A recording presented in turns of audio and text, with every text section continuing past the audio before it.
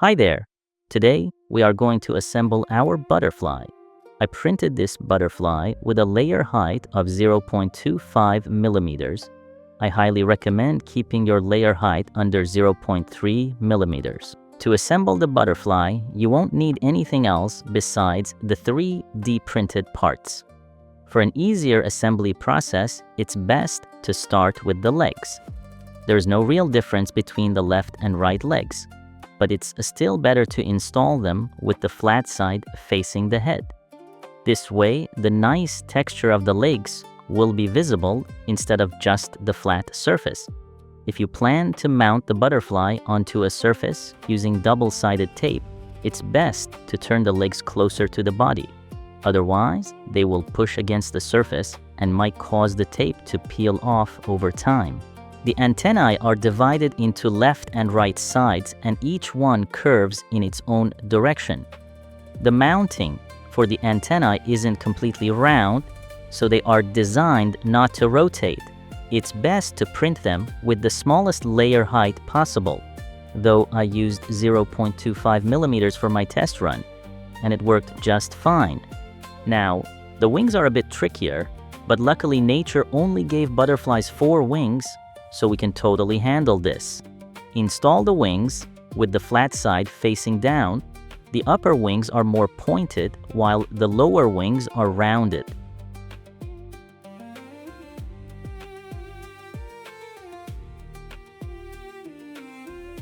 The wings have a slight range of motion, allowing you to pose them in different ways.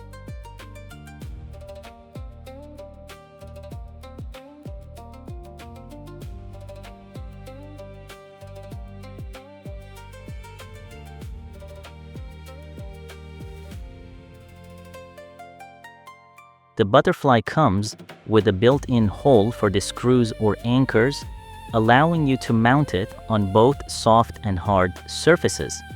You can also easily attach it using double-sided tape. Just make sure to prep the surface first with rubbing alcohol or another degreaser.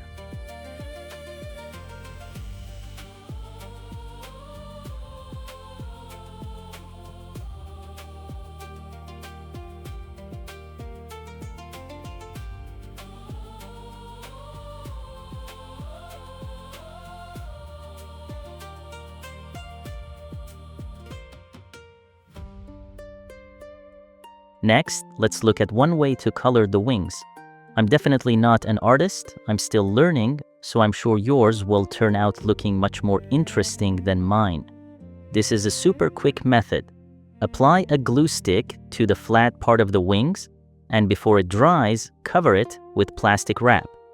Please be careful with the hobby knife, and don't forget to place something underneath the wings that you don't mind getting dirty or cut. I only had 3 paint colors on hand, and I'll let you in on a little secret. The white isn't actually paint, it's PVA glue. Oh well, it gets the job done. And honestly, it turned out looking really cool with the white glue too. Once we've filled everything with paint, finish coating the wings as well, and cover them with another layer of plastic wrap.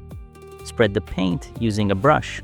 It's best to place a sheet of paper on top first, so the brush doesn't catch on the plastic wrap.